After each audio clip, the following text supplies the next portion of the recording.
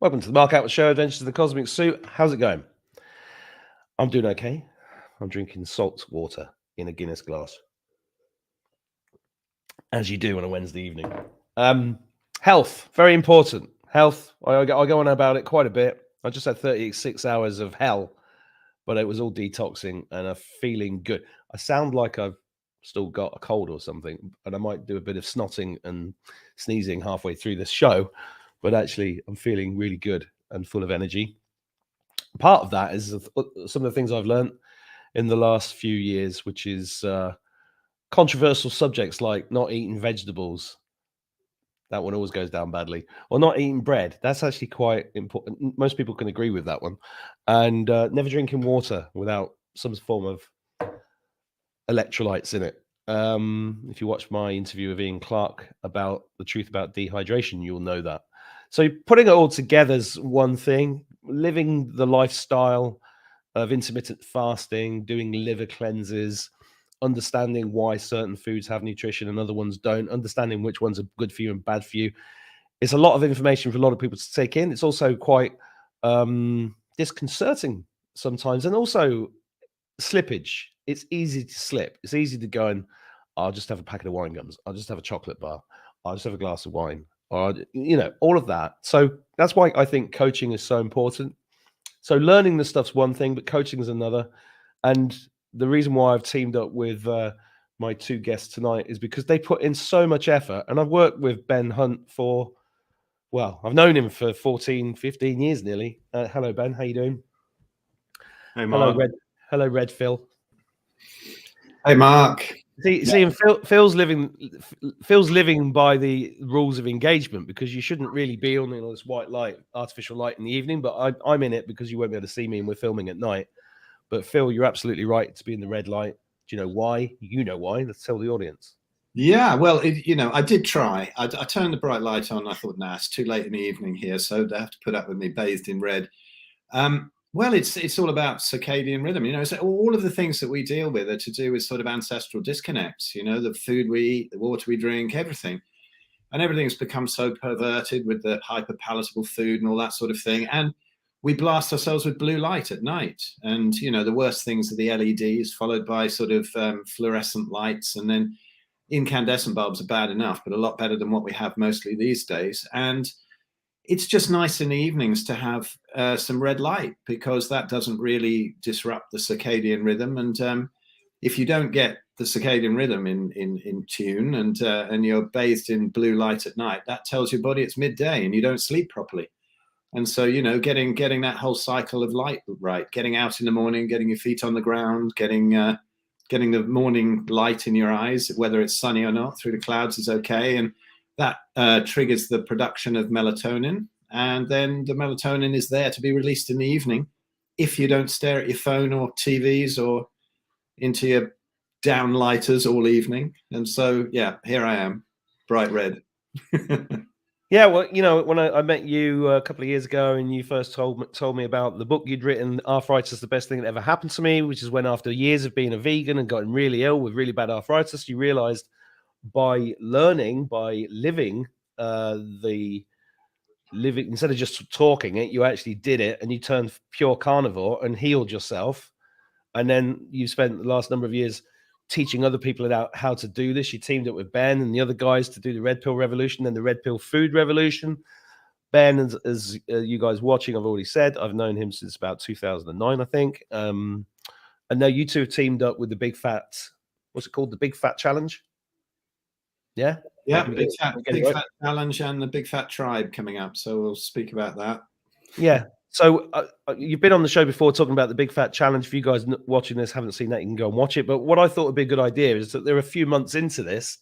It'd be a good idea to get some people that are actually experiencing it with these two to sort of explain what it's been like, what these guys are like at coaching, what the results are like. But how's it been for you the last couple of months, Ben? Oh, it's been a ride. I've absolutely loved it. Because we've done daily coaching calls, hour-long day coaching call every single day now for nearly 90 days. We're coming up to our 90 days. Personally, I've been really experimenting with tracking my mental awareness and my mental performance as well, because I play competitive chess, so I play a bunch of games of chess online every day. So I've got a really good measure of what works and what doesn't. And when I've been eating more liver and mackerel and stuff like that, it's night and day, the difference in the nutrition and how well my brain seems to work, and how much better my mood is, my level of confidence in everything that's going on. But alcohol, I have to say, is definitely strips stuff out of my body. I've also been hit with 2 gout attacks in the last 3 weeks as well, which has been interesting. But this last one, I've managed to knock it on the head inside 48 hours, which is brilliant. So yeah, alcohol really strips the B vitamins out of your body as well, which is a big one. So, it's been really fascinating. And one of the big things that we've just been talking about just in the last few days, because we've learned a lot off the tribe as well, off the guys, the gang who are on the calls. One of the issues for me, and possibly more for men, I don't know whether it's quite the same for women, but is to do with trying not to lose weight too quickly, because I've lost a load of body fat over 3 months, but it's almost going off too quickly. Phil, on the other hand, has put on a stone. So like we're eating the same, but I'm losing weight and he's putting it back on. Well, that's the thing. This is not a diet. This is this is understanding some fundamental principles, and if you apply those to your life, your body normalizes, right? So if you're underweight, you gain weight. If you're overweight, you lose weight. Yeah, you will gravitate to your natural, fit, strong physique, the way that you are meant to be, the way that you are designed to be. Absolutely. I mean, I was trying to put on weight because last October, November, I got real sick, and it was because of something I did. Basically, apart from it being a very stressful year, that then your bucket of stress gets too high, and then the body will sort of detox in other ways and get rid of certain other sort of stresses. And it was a huge oxalate dump. And we've seen a lot of this on the challenge of people having an oxalate dump. Oxalates, very briefly, for people who don't know, it's just one of the many toxins in plants that you're told are healthy. And it's like little shards of glass that get in everywhere, in the thyroid, in all the organs, in the joints, everything. And I had a real big oxalate dump 12 years ago, I did a load of green smoothies. If anybody's listening to this and having green smoothies, please don't. It is toxic. It is utterly toxic. So, if you're putting spinach in. I won this, right? The vitamin comes out. I won this. The same month I went carnivore, and it's still in its box. If anybody watching this wants a Vitamix, let me know. Yeah, and people don't realize just how toxic they are. This is from 6 months of spinach smoothies with almonds and turmeric and all those oxalates, and it can dump for years. And at times of stress or equinoxes or whatever, like the autumn equinox, and it dumped with me. Kidney stone, joint issues again, lost 3 stone without wanting to. The body absolutely detoxed. So that's me getting back on track and just going back very strict now, carnivore, beef and lamb, not even pork, chicken, dairy, eggs, to get very, very strict with the ruminant animals. And it just kind of fixes everything in time. And so my weight's coming back up. And I'm keeping my abs out as well. Isn't that nice? It's great. You're looking well. You're looking well. And it's good because I saw how skinny you got. And this does happen. I mean, the detox I've just had in the last 48 hours was extreme. Yeah. But I knew what it was.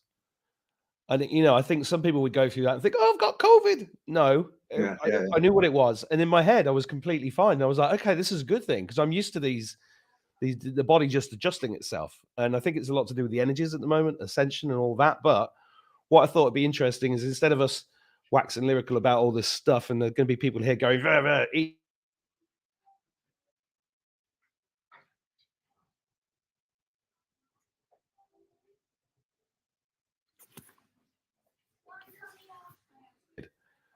Is it back? Are we back? The internet just disappeared for me.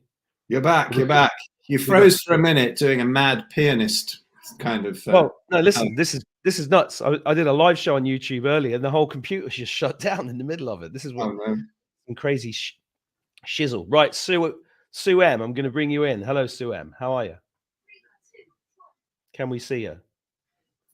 Sue? Yeah. Hello, Sue. Can you see me? Yeah. Hiya. I'm good, So how's the thank Big you. Fat Challenge? It's been eye-opening, interesting. It's been hilariously funny, and it's What, been with 12 these weeks two? with Are you these sure? two. Yeah. I've known Phil a lot longer than the Big Fat Challenge because we've had dealings in previous Facebook groups. So I already knew his style of humour, so I was kind of already used to the how Phil delivers it. But it's been an amazing experience. Both myself and my husband decided at Christmas to give it a whirl, jump on. My husband's a diabetic, and since we've started, we've followed the challenge every week, done what we're supposed to do. Husband's blood sugars, he's going to be ditching his diabetic meds soon, so his diabetes is well within control, within normal limits, which is one of the main reasons we joined. He's just over 2 stone down, and I'm 2 stone down, just Wow. a couple of pounds under 2 stone. And it's just been a great group, a really good tribe, lots of information, not just about food, about grounding, about mitochondrial health, aliens, oxalates, all kinds of rabbit holes we've been down. And it's been brilliant. It's been really good, and I've learned so much more and I thought I was pretty much an expert, but yeah, every day is a skill day. Well, that's good. And what's it been like being in this kind of tribe scenario? Has that been useful? It's been really good. I think there's been, a lot of there's people with autoimmune issues in the group that, and I've learned lots of things around other people's ailments that I probably didn't know before. And so there's been lots of knowledge sharing as well. So it's been really useful from that point of view. But being part of the tribe has been good. We've got to know each other really well. We've shared some really intimate details, and it's always felt like quite a safe space. I mean, you get the mickey ripped out of you regularly, but you've got to be able to take that. But there's been lots of learning behind it as well. Brilliant. Thanks for that. So I'm going to bring in a few other people, and then we'll chip in as we go along. Emily, you're on. How you doing? Hi. Can you hear me and see me? Perfectly. Well, we can hardly see anybody because you're all in the dark, but I've already explained why that is. What's your story? So there's a bit of repetition to what Sue said, because I agree with a lot of what she said. So I came into the Big Fat Challenge after reading the Red Pill Revolution book. So I was already doing carnivore since last August. So I knew it's just an amazing way of life, way of eating. So I knew about the benefits of just eating meat and cutting out the plants. So, and I'm reasonably healthy when I came into it. So it's been a different kind of journey for me. It's more of an awakening, I'd say. Starting off with a book, then joining the challenge, and then learning so many things from Ben and Phil and all the other tribe members as well. I was sort of was a single parent on this carnivore journey, and everyone around me is like, "You're mad, what are you doing?" So to meet a tribe of people, and then we talk about it every day, meet up, and so it's a tribe thing for me, definitely. It's people on the same wavelength. And then, I agree about the humour. Hilarious. I mean, Phil, it's hilarious. Quite often we're all chuckling away, and everybody takes it very well. Whether it's talking about liver flushes, the details of that, or I won't even repeat some of it. But and I love it because there's no judgment, there's no dogma. If you want to stuff your face with, is it panna chocolate, Phil? And even, Ben, it's like, own it. I did this. What are you going to do? It's fine. And you move on. So some of the groups can be a bit judgy, shall we say. But this isn't that at all. So some of the things that we've gone into, obviously there's the Red Pill Food Revolution book we've had access to, which is amazing. There's also Expert Liberation, Ben's book guide. And so we've had so much content to look at, all sorts. I mean, all the medicines we discussed that used to be medicines before the pharmaceutical companies made them alternative medicines, the original medicines. So we experiment with those and learn about those. We talk about home education, exercise, earthing, EMF, and everything with an ancestral connect, really. So I've learned so much. It has been pretty life-changing for me, really, yeah. Well, that's Very great positive. to hear. Well, I've known Ben for 14 years, and it's he's the most thorough researcher and compiler and meticulous with information, and Phil's got this amazing life story. I thought the two of them together make a really good combination. So that's great to hear your story. Thank you, Emily. Senior Fjord, how are you? I'm good. Thank you. Thank you, Mark. Yeah. Just regular viewers of my channel may have seen you before, but what That's brought true. you to this, and what are you getting out of it? Well, to be honest, it was because you told me once in a training program, you should do carnivore. And I was like, Mark, you have said so many weird things and I have believed you before, but I don't believe in eating meat. Like, how could that change anything? But anyway, I jumped on the class 6 months ago exactly, and so started eating meat, had a big transformation. But then after Christmas, when that sort of 90 days program ran out, I found Ben and Phil. And it was the thing about having daily mentor calls that I just knew I needed that support. It was really tough doing the first 3 months of carnivore by myself, because I lost so much weight. Like within, I don't know, the first 2 weeks. I can see it. Yeah. Because I've not seen you in ages. Wow. You know, my belt, this is the only clothes I have left over is my belt, and it's like 4 holes in. That's fantastic.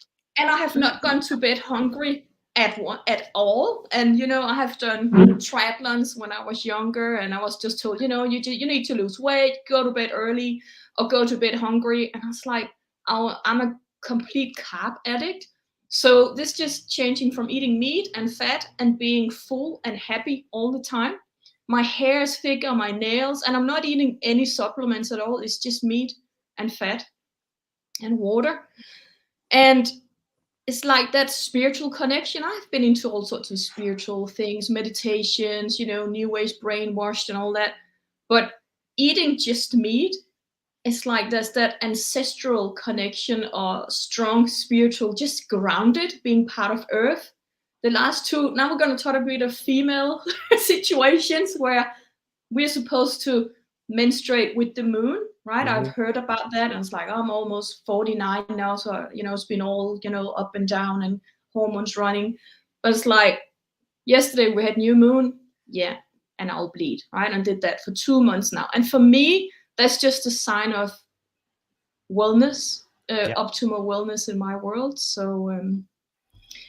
So I think that the key point with Ben and Phil is really that, daily, we've been so spoiled, this first group, because we have met daily, and I have been on almost all the calls on meals. Like, even I was doing on a boat trip, I will log on my phone, and I didn't want to miss out on the jokes and all the new information.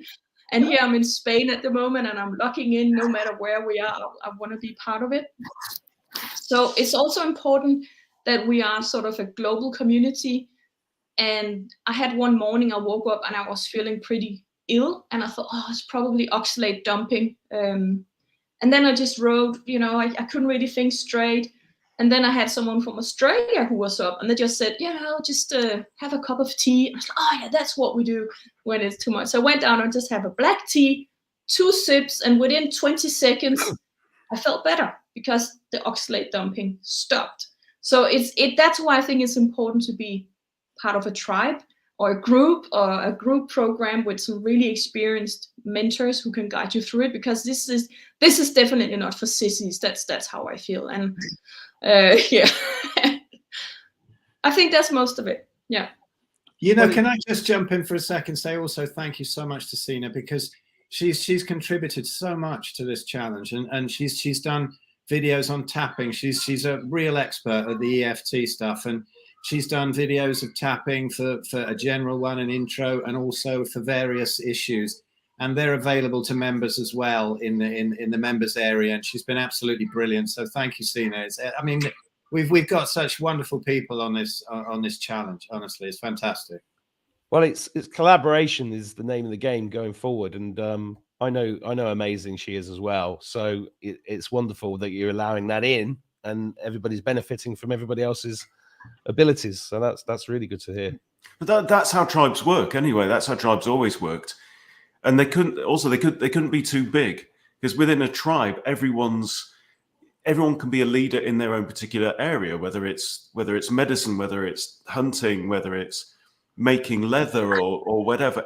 We've all got our skills. It might be telling stories, it might be spiritual healing, and so it's not a case of me and Phil sitting there thinking that we know what's what, because it's the magic comes out of the circle of people there. And that's what we're going to continue with the Big Fat Tribe going forward. We're going to have our daily meetings, but they're going to be called campfires.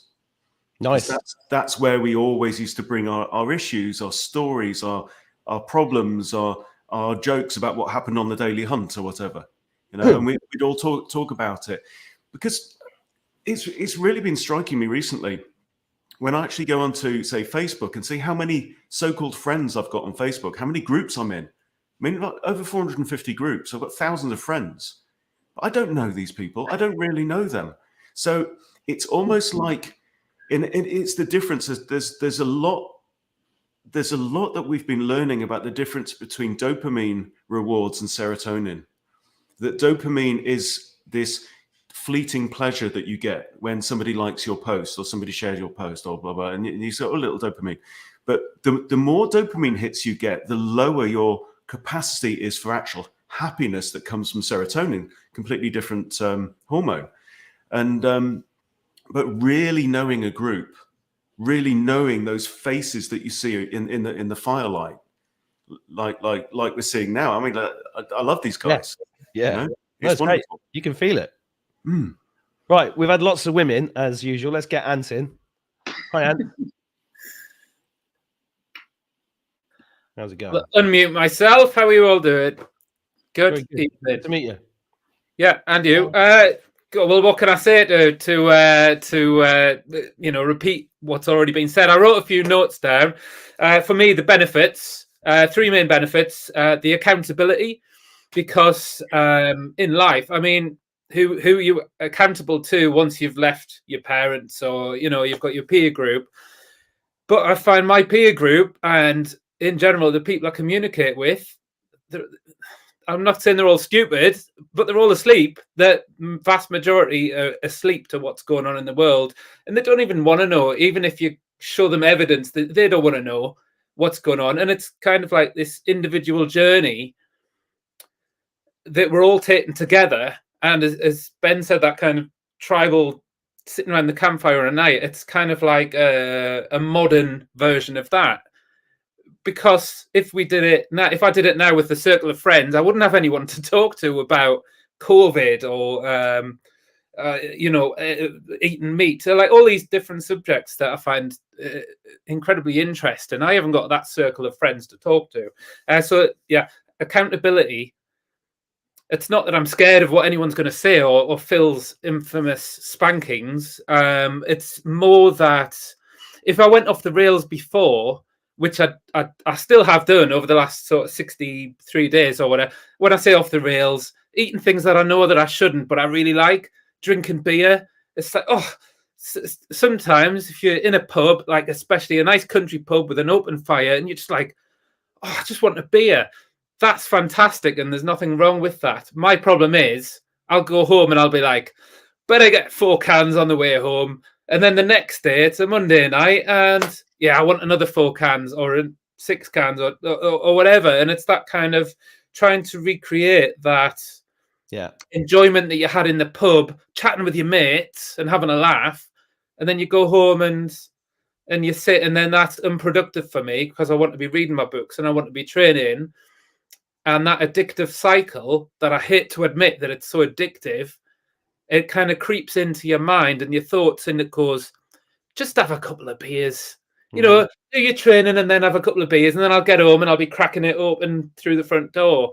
and having that accountability of people to be like, oh, you know, not that I want to impress these guys, but it's like having that circle of going, right, well, I've gone off the tracks, but I want to be back on it tomorrow because I've got a journal here where I write down every morning. I write down my weight, I write down everything I eat and every bit of exercise that I do, cheating or not cheating. And then I don't want to write in there that I had beer, or I don't want to write that I had. I've been really good with sugar. Sugar's so addictive, but I've been really good with that. Caffeine, I'm finding, is an absolute bitch to give up. And I think it's because I've given everything else up. And then I'll wait for more. You haven't actually given anything up. Not giving it up, but being free of it. Being free of the ball and chain of having to drink alcohol, having to eat carbs, which then induces a cycle of eating more and more carbs. Anyway, accountability.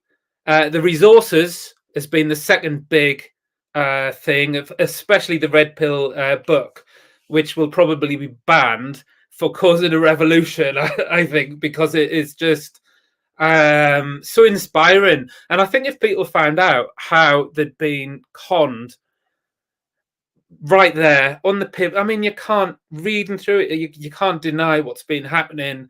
Whether meat's terribly bad for you, or eat this spinach and it definitely won't kill you. It's just we've been hoodwinked for so long, especially over the last kind of probably 40 odd years, 50 years. Or even if you went further than back, Phil's an expert, or not an expert, but Phil knows a lot about the vegetarianism coming in through the yoga lines and Ayurvedic medicine and that kind of swindle that happened. I remember he posted something a year ago. Anyway, I won't wait around too much. The third benefit is great to be part of the network of open-minded individuals you can talk to. So they're the three main benefits for me, but I wanted to say I lost a stone, but I've put on muscle. And it's given me lots of introspection for kind of shadow work, which is something that I kind of like doing. And also future planning, because if we do go to this eating the bugs and living in micro pods and all that kind of crap, I think, well, at least if I can fast for 3 days and eat for 1 day, I'm free of a burden that other people won't be, because if you're given this fodder to eat 3 times a day, you would just be in that addictive cycle in a nature of fear where you would operate from a different part of the nervous system, which would just want you to survive and therefore eat the gruel and the bugs and the whatever.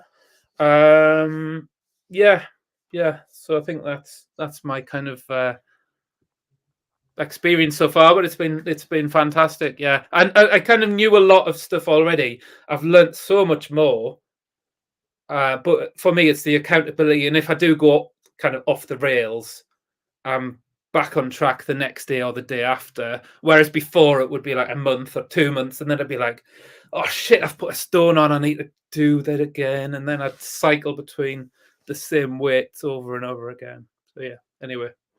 Thanks. Can I just jump in there and say, you know, all these people, they're fantastic. Ant is tremendously knowledgeable. You know, he knows a lot about Chinese traditional medicine, loads of other stuff as well.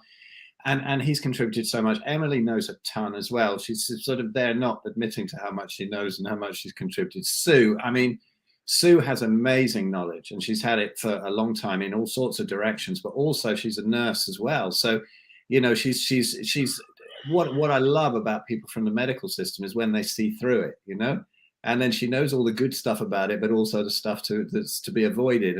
And so many of the people we've got on here, it's not just like Ben and I talk about all this stuff. I mean, we know a bunch of stuff, but then so do they. And you know, having that tribe thing again is wonderful, because everybody comes in with their unique gifts to share. And some people, I think, might be threatened by that. You know, I love it. Like we had a lady come on recently called Heather. And, you know, she knows a ton about everything. And it was, I looked at that, I thought, wow, why does she need us? And she came on, she's absolutely brilliant, you know, and I love it. I go, hey, what can I learn from her? So, you know, there's just we're not seeing any egos in this. It's lovely. That's what I really like about it. There's nobody sort of setting themselves up as some kind of guru or something like that. Well, I was about to use the guru word because we're moving out of guru time. Yeah, And, yeah. Well, they say the next Buddha is the Sangha, right? The crowd, the whole. Yeah. Yeah. Well, good. Thanks for your input. Ant, I'm just looking down here. Tanji, hello. Hello. Yay, Tanji. Here? Yes. Hi. So I came to meet Ben and Phil through the Human Unleashed. And I came to them at a time when the world was going crazy and I felt very alone in many ways. And they helped during that time to gain confidence that a lot of the things I felt and believed were true about how we were being deceived in many ways with regard to our medical systems and health. And so I very much appreciated their book, The Red Pill Revolution. And I, like you, Mark, I appreciate Ben, his ability to dive deep into a subject, seed oils. He could tell you, you know, so many things about why and how they're bad for us. Phil has his personal experience in healing himself that has been so beneficial to many, many people. But when I finally went carnivore about a little over a year ago, it was somewhat because of, I guess it was a keto rash that compelled me to say, okay, I'm going to do this carnivore strict 90 days. And my husband and I did it together. And as a result, we did lose a lot of weight. But in addition, I had arthritis, painful arthritis in my hands, and that went away.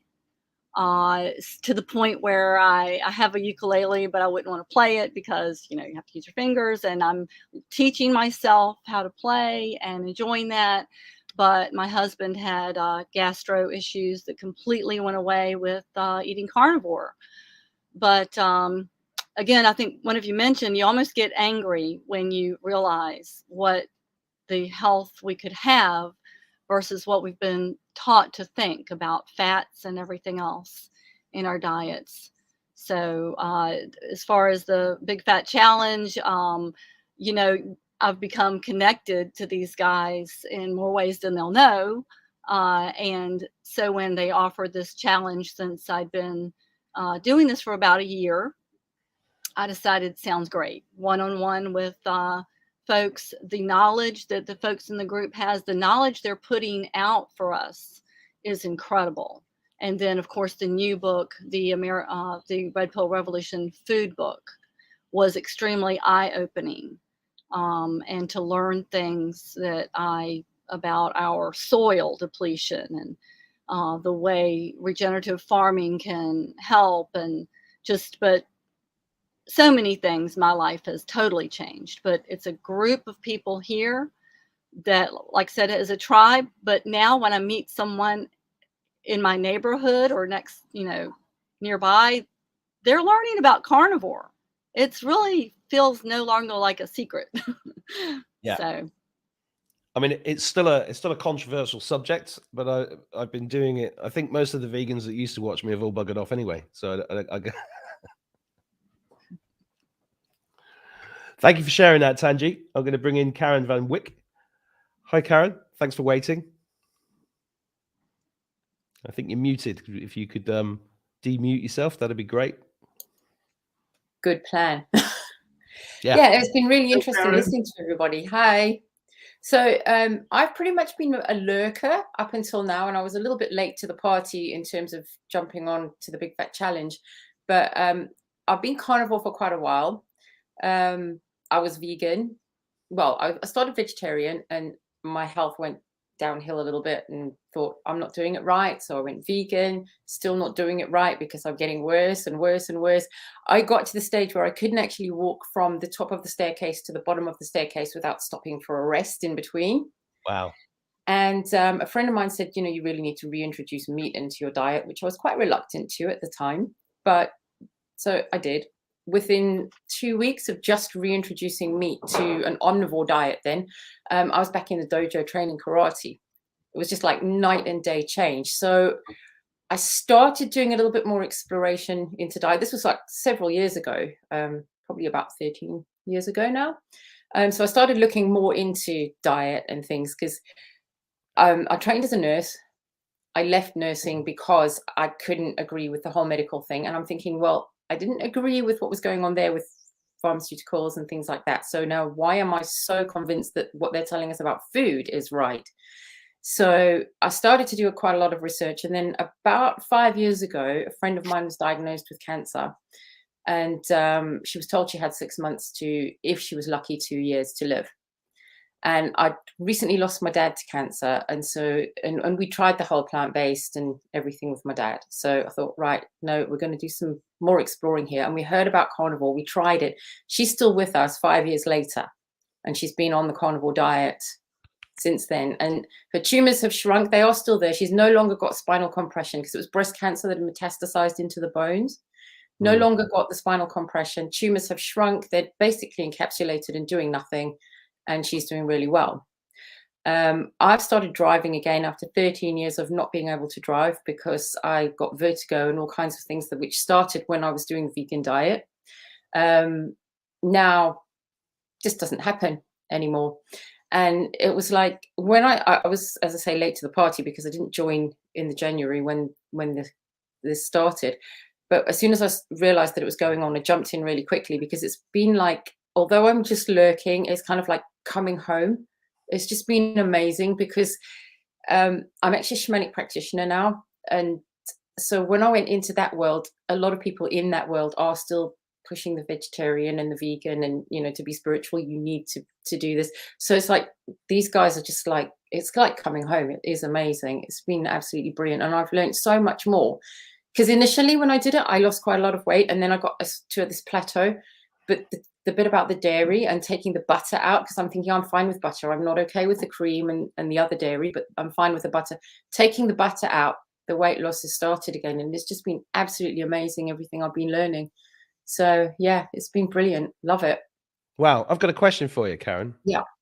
How did you notice your irritability was higher when you were a vegan than it is now?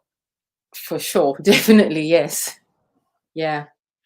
Everything really was quite irritating. Everything was really annoying. Little tiny things that were quite ridiculous, really. You'd be like, you just explode. Yeah, I've noticed that. Not with you personally, you know. Just... You would have done if you'd been around me. Okay, well, everybody's said their piece. It's an open floor now. You guys can chip in if there's anything else that's come to mind. Phil and Ben. Yeah, Karen, thank you so much. I mean, it's great. It's great to see. We haven't seen much of you. I've known you've been there and whatever, and it's just lovely to me. And you're making me jealous because I miss my dreadlocks and all that. So that's pissing me off. You know that you have to send me a couple. Some do just drop out occasionally. Yeah, I know they do. You find them on the pillow and stuff. Yeah. Yeah, seriously, that it's just lovely, and I mean, honestly, this sounds weird, doesn't it? I've been listening to this. Anybody's been listening to this? It sort of sounds scripted or something.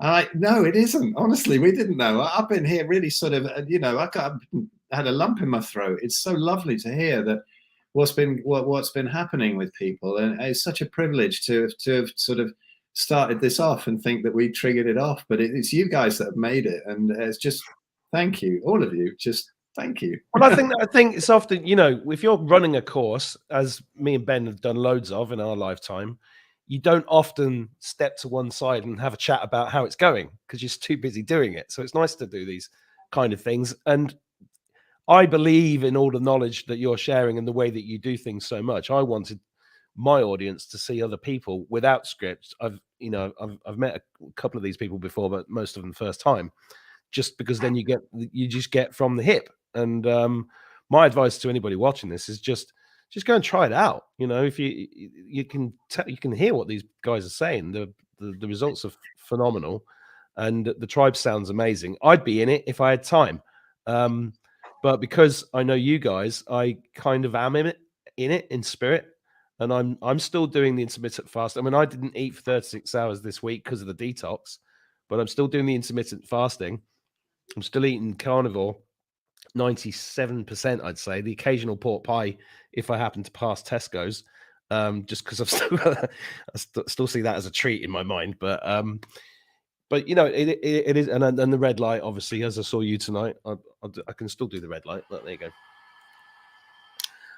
But these things do require, because the adjustment is not just for a week or a month, it's for life. And when I did the Maximize challenge with Jeremy last year, when I did the carnivore, when I first met you, I fell off the wagon every now and then. And you do need this kind of chivvy along, and it's great when you're getting people sharing information like this. So well done, everybody. It's really good thing to do. Yeah, and we can't stress enough how not only how much do we learn off each other, but how much we all learn together day by day and week by week. We're learning stuff this week. You know, we're figuring stuff out as we go along. And one of the crazy things that I've realized through the process of writing the Red Pill Food Revolution, in so many ways, is how recent our woes are as a human race. You know, the last ice age finishing only about 12,000 years ago. We only just started agriculture. We've only had agriculture in England for 2,000 years, right? This is all recent stuff. We've only had seed oils for about 100 years, really, on the market. We've only had radio waves and EMFs, non-natural EMFs, for about a century as well. So there's so much happening so quickly with the advent of the internet and everything else that's going on. And yet at the same time, what society is trying to do to us is it's trying to put all of us in our own little pods, and it wants us to communicate via meta platforms where it can control the narrative, or thinks it can control the narrative, but they can't, because they are too few, you know. But there's we need to do this together. There's no any individual out there trying to do it all on their own. I really feel for them, because I mean, I've learned off everybody in the tribe, and then we float ideas, and we're trying to figure stuff out as we go. There's things like understanding leptin and oxalates and stuff. This is the cutting edge of biohacking and health. And we are part of that cutting edge, all of us, and we're figuring it all out together. And when we combine our stories and combine our experiences, then amazing things happen. Well, that's the thing, because it's an experiential experience. It's very different to sitting and watching a video of somebody talking about something and you're learning from it. But then, do I trust that? Oh, that goes against this belief and that belief and that belief. That's why I'm saying to people, jump in and join in, because when you join in, then you're all chivvying each other along. And it's like what Ant said, you know, I related to what Ant said massively. You try to recreate that experience at the pub at the weekend, and you find yourself doing it on Monday, Tuesday, Wednesday night at home on your own. And you're like, oh, why did I do that? But if you've got a team there, you're not going to do it, or not do it anywhere near as much. Yeah. You know, you mentioned something there. You mentioned something there, Mark, you know, about, you know, how learning from everybody is the crux of this thing. But when everybody's together in this, it's like, it's more than the sum of the parts, you know. And a lot of people, they come into this thing, and you mentioned about, you know, how do you find out what is this conflicting information, this and that. For many years I did this, you know. I've been studying diet and lifestyle for 40 years now, and for 30 years I was wrong. I was even writing books on plant-based diets and all this kind of thing. And you know, I had to get that sick around 2010 to sort of start to break through what was going on.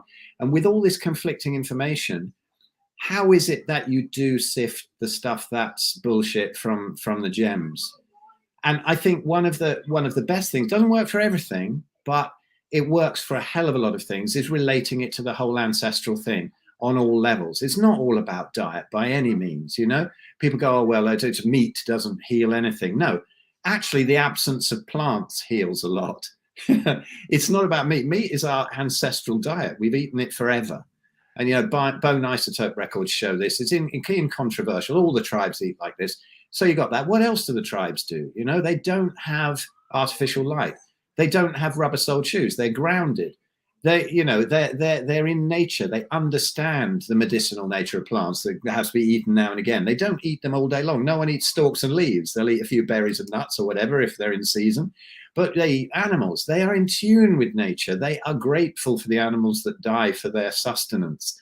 You know, these people are far more aware and compassionate and attuned with nature than any vegan who lives in a sort of high-rise block of flats and has never been to a farm. Well, And so, here's one of the issues, and you and me have talked about this a lot, but I want to highlight it here because you can see Ant's got the map of ascension there behind him. And, you know, a lot of us on this call understand that we're in the middle of a spiritual war, and this is all about ascension and etc. And yet you've got people out there with amazing information like Santos Bonacci and Charlie Freak who are insisting you won't ascend unless you become a pure vegan. And that's where a lot of the confusion is. And like, who was it who said, Karen said that a lot of the people in the shamanic community are still down that vegan road. And it's you know, that's one of the biggest tricks that's been played on people who are spiritual seekers, shall we say. Would you agree with that? 100%. Yeah, I would definitely. You know, I mean, I come from a background of yoga and meditation. This is what I did for years and years and years. You know, I started off my sort of consciousness research with, you know, lots of psilocybin mushrooms and then transitioned into meditation and yoga and all this sort of thing. And all the time, it's the veganism and the vegetarianism being pushed. And, you know, I just don't understand how people can look at this. They're railing against all the pharmaceutical companies. They're railing against big Bill Gates and all of that. How can they not just see, actually, what are they pushing? Hold on, so what is it? You know, and the Red Pill Food Revolution book really shows how we've been fooled into plant-based diets over the centuries, even the millennia. It's always been used to control the slaves, the proletariat. You know, the elites have always eaten meat, and they've given the slaves a load of grains and stuff. And this is how they control them. It keeps them weak. It keeps them suggestible. It keeps them expendable. But, you know, the World Economic Forum can't be wrong about everything. I mean, you know, some things they've got to get right. And when they say you will eat much less meat for your health and for the planet, you know, maybe they just randomly got one right in that instance. Yes, I think that's very fucking unlikely. 100% unlikely. But yeah, you know, it is funny that people can't trigger it through, see it through that, but they get so triggered because, you know, it's this ascension thing. Oh, it's got to be holy. It's got to be spiritual. It isn't. You know, I've got lots of videos on my YouTube channel under my name, you know, about carnivore diet and ahimsa, carnivore diet, spirituality, and all of this sort of thing, because I think it's utter nonsense. You know, I've got 2 podcast series of about, you know, but lots of people who have been very spiritual people who have come to healing their bodies, healing their emotions, healing their mental issues, you know, depression, whatever, and even regaining much more spiritual connection when they've dropped more and more plants out of the diet. I don't like saying eating more and more meat because it's not about that. It's about dropping more and more of the plants out. That, as Ben pointed out, a lot of these things didn't even exist. You know, a lot of all the ancestral disconnects didn't exist. So my long-winded thing is of saying that what we're really dealing with here is ancestral disconnects in this tribe, where it's everything that we used to be when we were healthy. You know, we died from falling out of trees and animal attacks and sort of infections when we got big wounds and stuff like that. We did not die from heart disease and cancer. We didn't have autoimmunity. We didn't have any of this stuff until farming came in and the grains. And then it got worse then. It got worse with the artificial light. It got worse with each time we've stepped up the EMFs. It got worse when we started eating 5 a day. You know, it got way worse when we started eating seed oils. So all of this stuff that we're told is healthy, it's all bullshit. And so what we like to do is to relate it back to the ancestral thing. And that's a way that you can, in a way, pick the bullshit out. Because if I look at it, 99% of what I used to believe, it was because of some religious, spiritual thing. Somebody said this. Somebody said there was a study that said that. And it's all sponsored by Big Pharma and the big food. So what is it? You say, is this bullshit? Look, did our ancestors do this when they were healthy? No, they didn't. Right, it's bullshit. Yes, they did do it. It's probably not bullshit. It's a good guide. It's quite pretty. Yeah, we should bring that out as an app, the ancestor test. Yeah, absolutely. Yeah, yeah. Was there Haribo? You know, like 10,000 years? Not really. Now they're telling us that 1 in 2 of us will get cancer in our lifetimes. This is one of the things that really boils my piss proper. Yeah. You know, they're And saying people are still going on walks for breast cancer. They're still giving money to the cancer thing in Manchester, that great big fucking hospital. And where does this money actually go? It goes to the pharmaceutical companies, so they can say, thank you very much. We're going to try and invent a pill that doesn't cure it. I mean, there's no money in curing stuff, but that mitigates the effects. And you know, like the public funded the research into the bloody COVID jabs. And you know, are we seeing the profits? Are we buggery? You know, but it annoys the hell out of me that they're saying, but together we can beat cancer. All we need is for you to, you know, stick your hand down the sofa and find whatever few pennies you've got left after paying your gas bill, send it to us, and there's hope. And it's the most cynical, evil thing. Evil beyond belief. You know, Karen made an amazing point there, where she was describing the natural reversal of cancer. And you know, yes, there's still some lumps left, but the medical people, they focus on the lumps. You've got to get rid of the lumps. So they blast the lumps, they blast all of your body and destroy everything in it, you know, all the immune system, everything. So they destroy all of this with their ridiculous interventions, and they get rid of some lumps. And in 5 years, it comes back much more aggressive because they haven't stopped the process. The lumps are neither here nor there unless they're pressing on a really important organ. I mean, you can see it on my YouTube channel. You can see my mother's breast cancer reversing on this. You can see the skin coming back to normal and the lump shrinking down. Lump is still there, but the process had stopped and the body eats it up. And you know, this is they're looking at it completely the wrong way, and they know it. It's not a genetic disorder.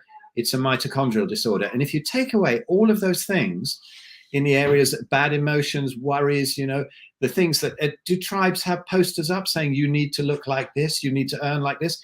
Is their hut taken away by the mortgage company? You know, it's not. They don't have any of these worries. They have all of this stuff. You take all of that stuff away, and the body has its own systems to mop up cancer. All of us here have cancer cells, and the body mops them up all the time.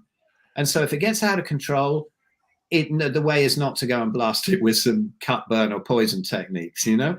And so, you know, everything's upside down. And so the whole ancestral thing, if you just allow the body to heal, we don't understand how the body works. We're not here to say we've got a cure for cancer or even autoimmunity or even diabetes. You take away the stuff that causes it and the body knows what to do. And so it's the arrogance of modern medicine and everybody worshipping the doctors in the white coats. We're no great healers or anything, but we can show you how to allow your body to be its own healer. And so that's what we're doing here. Sorry, a bit of a rant there. It annoys me when people get into the cancer things, because my missus, we go into a supermarket or something, and there's some dude rattling the bucket for cancer, and my missus is going, "Oh no, he's going to go for him, isn't he?" Yeah, he is. I'm going to say, do you know what you're supporting here? And the irony is, they're rattling the bucket in front of the very things that caused the bloody cancer. Yeah, absolutely. But here's another really, really important thing. Sorry, guys. That Mark and you and Phil have really got in common. Not only have you both had your mothers have cancer, and you've tried to help them through that, but you both have this attitude where when you get new information, right, and it contradicts what you knew before and what you believed before and what you believed passionately before, you will turn on a dime and say, "I was wrong. Yeah, this is how it seems to me right now." You know, it's not like there's none of this follow the science nonsense where just, you know, it's follow the orthodox line, follow the, you know, what you got to do what the church says, bollocks. No, we're figuring it out as we go along, and we're doing it together. And we're doing it quickly, and that's what I'm happy about, because this is, you know, in the space of a few years, really, this is only going to grow.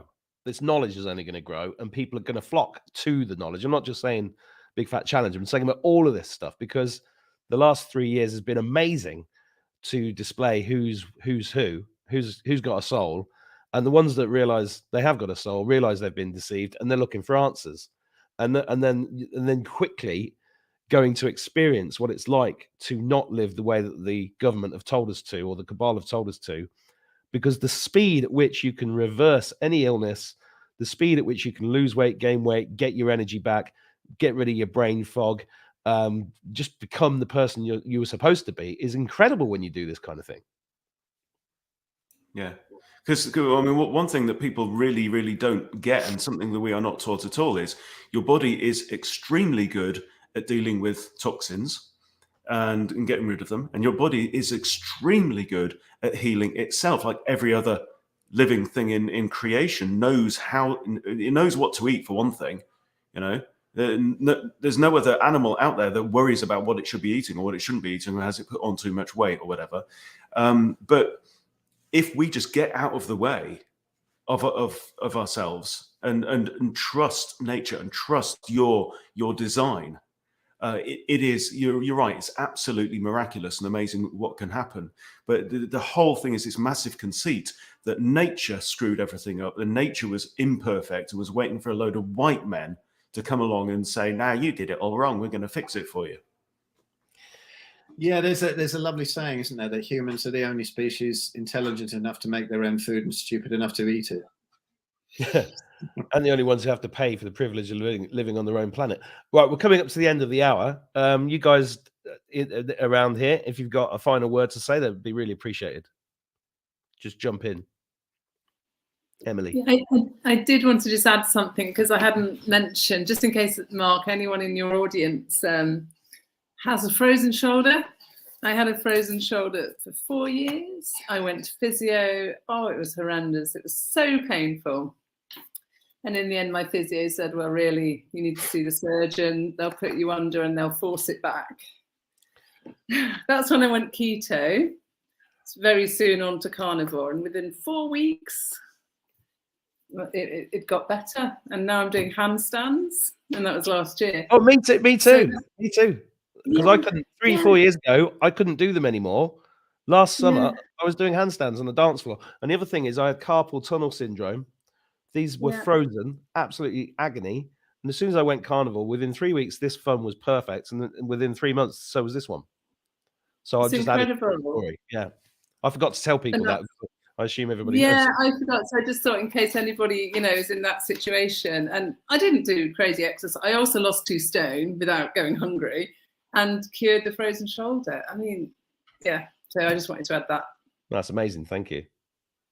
Anybody else? But the stories just keep coming, don't they? I know.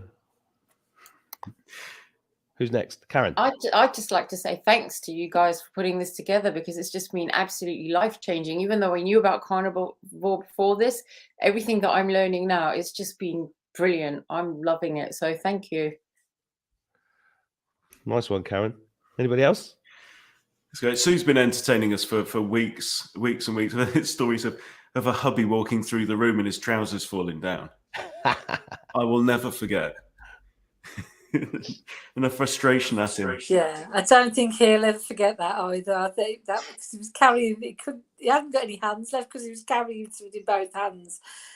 I just looked at it, I thought, I just turned around and thought, do you know you're on camera? Yes, yeah. Thankfully he had his boxers on, so it wasn't too horrid for everybody. That was brilliant. And also Sue keeps telling us how she's having to get smaller and smaller uniforms, that she's buying. And I just want to say a quick thing on this. I'm so focused on the whole healing and the autoimmune thing and reversing illnesses, but a lot of people come into this for weight loss and whatever. And we like to say it's not weight loss, it's fat loss, because you put on bone density, now you're properly nourished, you put on muscle mass, and the fat will recede. And so quite often the scales don't go down as well as the inches on the tape measure. But if you've got a lot of fat to lose, the scales will definitely come down. But Sina said something earlier. She's never been hungry, and if somebody is coming into this just purely for fat loss or whatever, and just sort of general health, really, I could go on for hours about the con of the slimming clubs, like Weight Watchers and Slimming World and stuff. This is set up for repeat business. It relies on willpower. It's absolute nonsense, just giving you less of the crap foods you ate before. So you're losing weight, you're losing muscle mass, you're losing bone density and some fat maybe. And then the willpower breaks down, you put on more the next time. You put on the fat with less bone density, less muscle mass. And it gets worse and worse every time, more and more difficult to lose it. And your whole leptin signaling system that we get into, gets broken down. These are criminal organizations, just like the medical system. Now, most of them in the medical system don't know it, and they mean well. Same as the people who run these ridiculous, you know, Slimming World clubs at your local village hall. Go and pay £5 to go and get weighed and told that you've had a sin because you've eaten a bit too much animal fat that week, you know, and all this nonsense. So, you know, just come and check this out. You know, if you're only into it for the weight loss, because we get into loads of other things that's going to blow your mind. But if you get into all this, into it just for the weight loss, seriously, come along, because you won't be hungry again. It's not a chore. You're not hungry. You're totally satisfied. You're totally nourished. You don't have to count calories. You don't have to do anything. You eat when you're hungry and you stop when you're full. And it's really that simple. Just you're eating your ancestral diet. You don't see fat lions. They don't go, oh, I've had a little bit too much antelope today. I better slow down. You know, and tomorrow I better have a quinoa salad instead because I've had a bit too much red meat. You know, you don't have this shit from the animals in the wild. So, you know, just come along, learn what your ancestral diet is, stuff your face with it, eat as much as you want, and you'll be fine. It'll all sort itself out. And it's cheaper, and there's so much less packaging, and there's so much less washing up, because I don't eat until about 2-3 o'clock in the afternoon. And almost no waste as well. There's no waste at all, because there's just nothing. The bin's empty. Yeah, I challenge anybody here to say that the compost drawer, as we call it, in the fridge, you know, that used to house all those bagged salads and vegetables, and they all rot, and eventually you sort of pour them into the bin and then have to wash the drawer out. You don't have that with meat because you have much more respect for the food as well. I don't give a damn that a broccoli died for my plant toxicity, but I do that an animal died. So you feel that kind of gratitude, and it's really awful if sometimes you throw a bit. I've probably thrown like a pound of meat away in like 8 years that I've been carnivore or something. It just doesn't happen. And but so all the food is eaten, like Ben says, there's no waste, and you have much more respect for your food. And yeah, you say the washing up. I used to do all this Indian vegetarian cooking. I'd spend the rest of my day washing up, taking antacids and farting. Yeah. And so now 1 pan, no farting, and I'm done. No, it's true. We've got to wrap it up now. Anybody else want to say anything before we go? I wish that, you know, just to lead it out, Ben, if you explain the difference between the challenge and the tribe that we've got coming up in April, and then people know what's going on, because Ben's put it together so beautifully. I have no idea about tech, so Ben puts all that. Yeah. Well, very simply, it's a 90-day challenge, 13 weeks. It's all broken down into steps. You can dive in, you can do the entire thing at once, or you can take it step by step. If there's something that doesn't fit for you, doesn't work for you, you can ignore it and move on. It's completely self-led. Any questions that you have, we want to hear them. We keep adding new content, interviews, new material. That's the challenge.